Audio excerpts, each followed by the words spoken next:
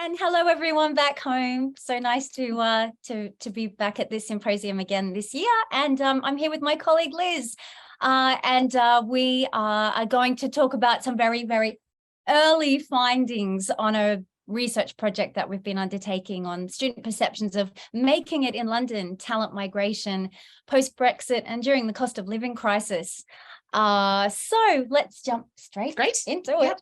I think probably one of the things we'd like to talk about is the fact that both of us are migrants to London. I'm from Australia, obviously, and I came to London to have an adventure and an experience in a town that is just full of culture and incredible stuff. And Liz? I am not from Australia. I moved to London from Norfolk, which is sort of east, really, in the UK 4 years ago, for very similar reasons to Kristina, principally for work, but also to take in the London experience.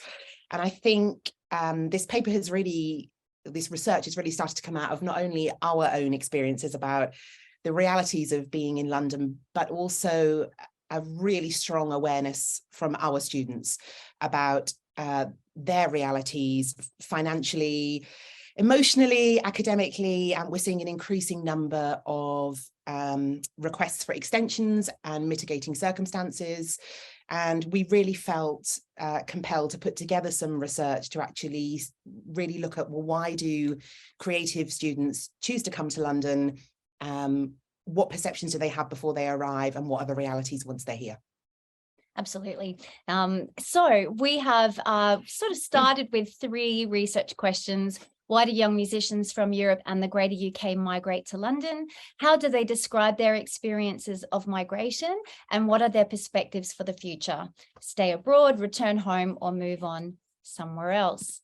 Look, we don't want to spend too long in the contextual review because we have a lot of really interesting data that we'd like to share with you, but it's probably important, obviously, to share with you what's happening currently in London. And I'm sure you all know there's a lot of research from commercial organizations happening, and we see this in the media every day. So London, obviously revealed as one of the best cities in the world for international students, and is predicted to take the top spot in 2023, a global center for finance, culture, and lifestyle.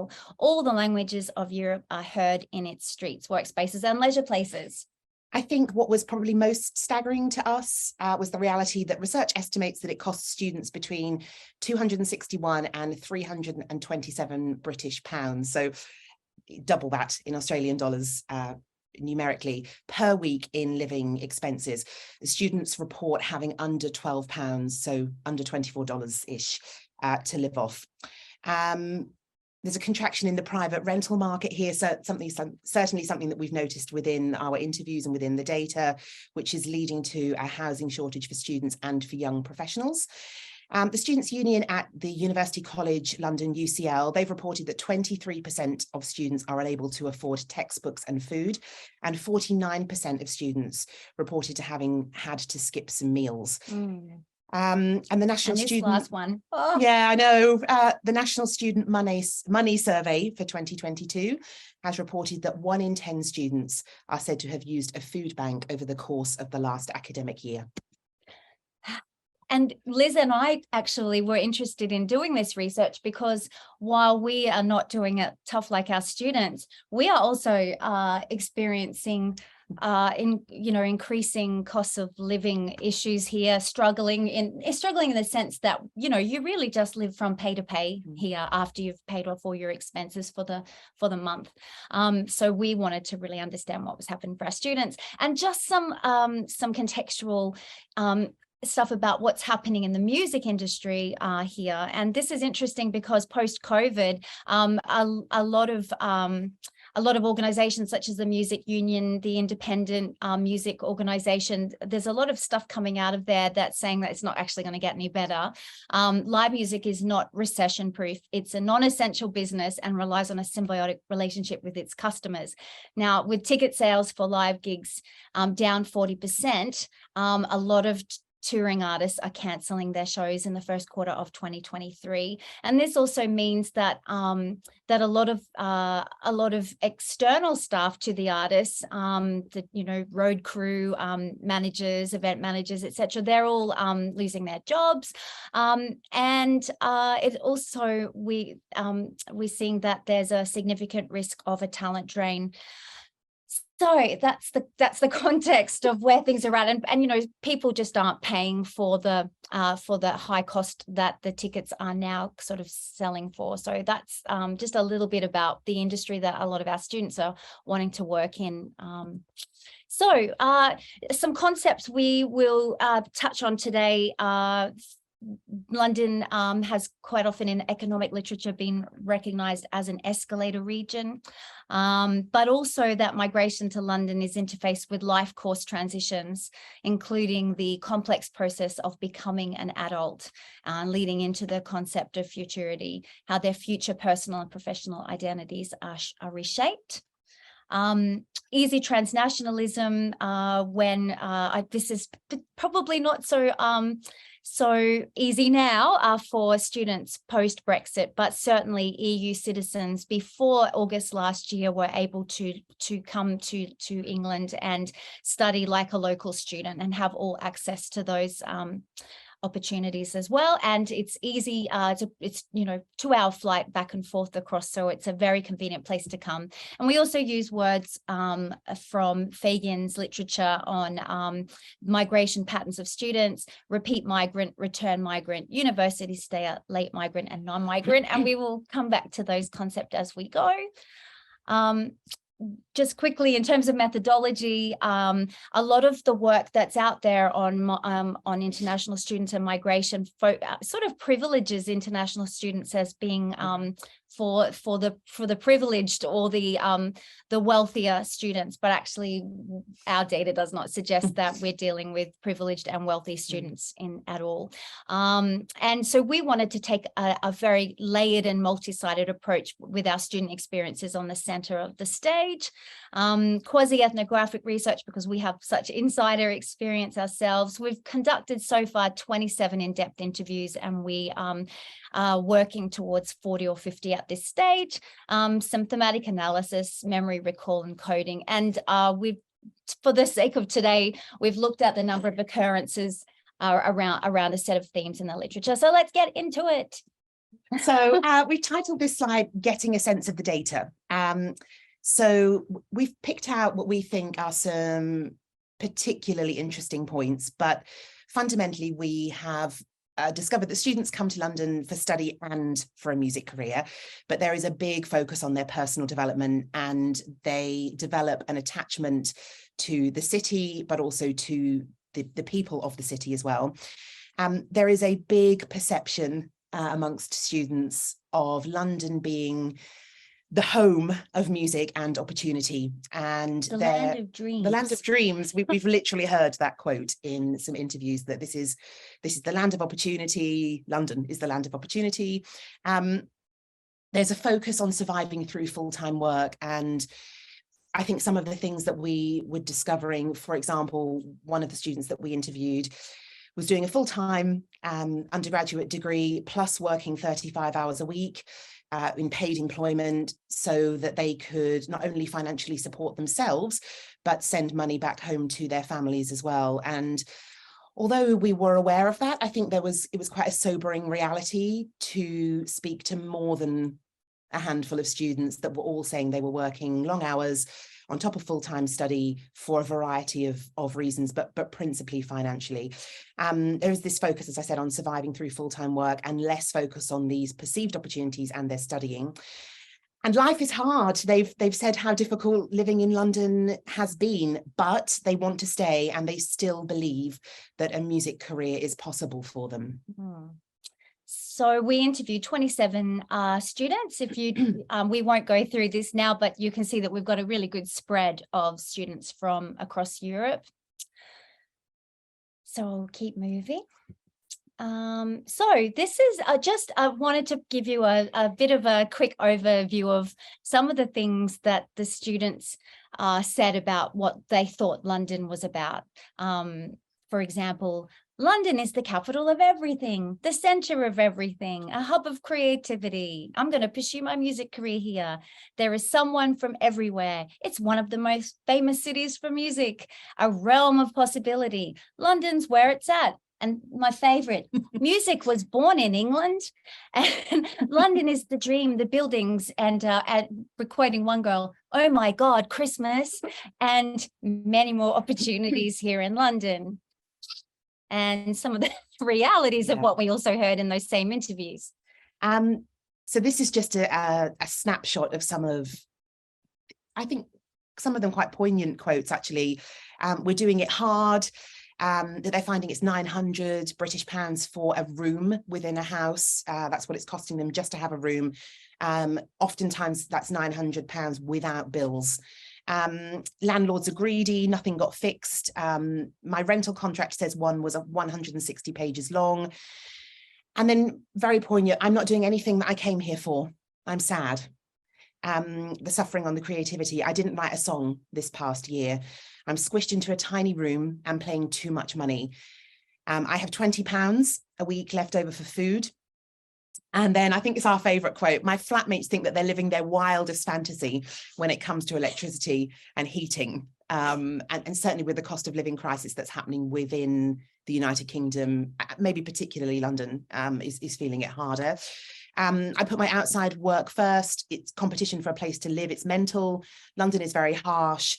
London refuses to give you spare time. And then something that's really resonated with me was when somebody said to me, well, actually, Liz, I'm technically homeless. So we will flash through some of these really quickly. Some migration ideas, 70% suggested that they're going to stay in London, that they want to stay in London. And repeat migrant is where they'll travel on next, and return migrant is returning home. So 11% said they'll go home, and 11% also said they'll go somewhere else. But 70% want to stay here in London. And the reality of the cost of living management, 85% undertook paid employment on top of their studies. I've got a great quote here from one of our students. He says, I work unofficially 55 to 60 hours a week. I've learned simple things. The week is 168 hours. Sleeping, I have the luxury of sleeping for 5 hours, so that's 35. That leaves me 133 hours. I take 33 hours out for showers, traveling, and eating. Leaves me with 109 hours. So if I work 60 hours, I still have at least 45 hours for my university work. It's crazy. But what we also know that the students are managing, one of the interviewees said, every time I go shopping, I still have my calculator. I still have my calculator, and I still count everything. You have to be very careful. And another says, if you don't have time to go out and buy all these clothes, they're expensive. So they are managing it. But some of the realities, the landlord didn't think about anything, to be fair. So nothing got fixed. There were 5 of us in a house for 2 people, one with one bed. Yeah. 2 people in 1 bedroom, really small living room where one girl just put all her stuff and made it her bedroom. And I think that's something that we've definitely noticed as well, more than, several students had said to us that they were sharing a bedroom, not just sharing a house, but actually sharing a bedroom, and that sharing a bedroom was still costing them around about 600 British pounds a month just for sharing a box room. Yeah. Impacts on creativity or professional development. We've got one student who on the complete extreme, so 19, so we should say here that 41% said they had enough time for creativity, but that was because they made the time. Whereas you've got 15% saying they had no time at all. One student who has actually said, I don't do uni work, I just focus on outside work. But, he quotes things like very entrepreneurially, like, when I got a gig, I talk to the manager at the pub and I get his details. And then the next day I write to him and, to say thank you. And then he builds his networks from there. And then I think his opportunities. I think the polar opposite of that was a student who'd said to us, and I quote, I haven't written a song in a year. And here they are in London to make it as a musician. Impact on academic studies. Yeah, 11% said they had no time for their studies. 44% said they had enough time, but that is, again, because they just had to make the time. What has been gained from studying in London? So 56% said that they have gained skills and domain knowledge, which is a good thing. But obviously that's quite a staggering number that didn't mention the skills that they have learned or are learning from being in this environment. 48% notably said, excuse me, that they've developed their professional networks. And that was something that was really prevalent throughout the data, was networking. They didn't necessarily use the word entrepreneurial, but people, connectivity, making sure that they were making the most of their time here in London. Only 4% actually said that they had gained entrepreneurial skills. So reasons to stay in London, 67% cited perceived opportunities that they believe that London could still offer them once they graduate. Some concluding thoughts, because I know we've completely run out of time, but career opportunities with things so tough and little time to concentrate on career aspects. Why do they stay? Similar to Florida's creative class thesis, our students are drawn to the quality of the place, high level of tolerance, the culture of cultural diversity, and a larger choice in terms of social activities. And we also found that, nearly all of our students are forced to take on employment. And while the cost of living is creating a more precarious than normal kind of limbo, they're definitely exercising resilience and agency through a range of coping strategies, which are very prevalent in our data. They attend to both, the strategies attend to both their career aspirations and personal development and well-being. We cite things like, I'm just here to learn and grow and meet some great people. We really struggle together. I feel so proud. And, another student citing that she got over her anxiety and so proud of herself for being able to pull all this together. And very, very importantly, they stay near the university. So they're university stayers in a lot of sense. They graduate and they stay in this area because familiarity, their comfort, they've built their networks while they've been studying. I think probably a sobering note to finish on is that reality of most of them refuse to give up on this dream that London is the place to be, quote, that it's the land of opportunity, and that the struggles financially, emotionally, time-wise, they still believe are worth it. Absolutely. And one student cited, we struggle together, and there's a real sense of community. Thank you. And this is very early research, so thanks for bearing with us there.